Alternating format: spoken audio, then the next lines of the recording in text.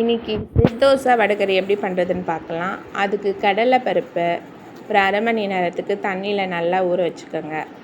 ஊற வச்ச கடலை பருப்பு ஜாரில் போட்டு கொஞ்சமாக சோம்பு உப்பு போட்டு கொரன்னு அரைச்சிக்கோங்க. அரைச்சாச்சு பாருங்கள், இப்படி தான் கொரன்னு அரைச்சிக்கணும். இப்போ கடாயில் எண்ணெய் ஊற்றி அரைச்ச கடலை பருப்பை வடை மாதிரி தட்டி இதில் போட்டுக்கோங்க. போட்டு 2 பக்கமும் வேக வச்சுக்கோங்க. ஒரு 60% வெந்தால் போதும். வடை மாதிரி ரொம்ப கிறிஸ்பியாலாம் வேகணும்னு இல்லை. இப்போ ரெடி ஆயிடுச்சு. இந்த வடையை எடுத்து ஒரு தட்டில் எடுத்து வச்சுக்கோங்க. இங்கே பாருங்கள், இந்த அளவுக்கு போதும். வந்துருக்கு பாருங்கள் 2 பக்கம் உள்ளலாம். இப்போது அதே கடாயில் எண்ணெய் ஊற்றி பட்டை, கிராம்பு, ஏலக்காய், பிரியாணி இலை, கொஞ்சமாக சோம்பு போட்டுக்கோங்க. இப்போது நறுக்கிய வெங்காயம் போட்டுக்கோங்க. இதில்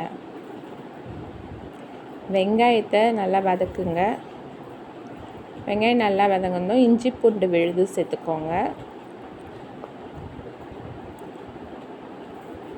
இஞ்சி பூண்டு விழுது போட்டு பச்சை வாசனை போகிற வரைக்கும் நல்லா வதக்குங்க. அதுக்கப்புறம் நறுக்கிய தக்காளி சேர்த்துக்கோங்க. தக்காளியை நல்லா வதக்குங்க. இப்போ பெருங்காயத்தூள், மஞ்சள் தூள், உப்புத்தூள், மிளகாய்த்தூள் போட்டு நல்லா பச்சை வாசனை போகிற வரைக்கும் வதக்கிக்கோங்க. இப்போ தேவையான அளவு தண்ணி சேர்த்துக்கோங்க.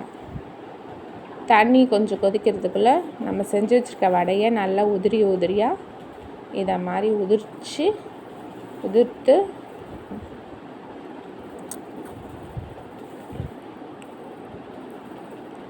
கிரேவி கொதிச்சுருக்க கிரேவியில் சேர்த்துக்கோங்க.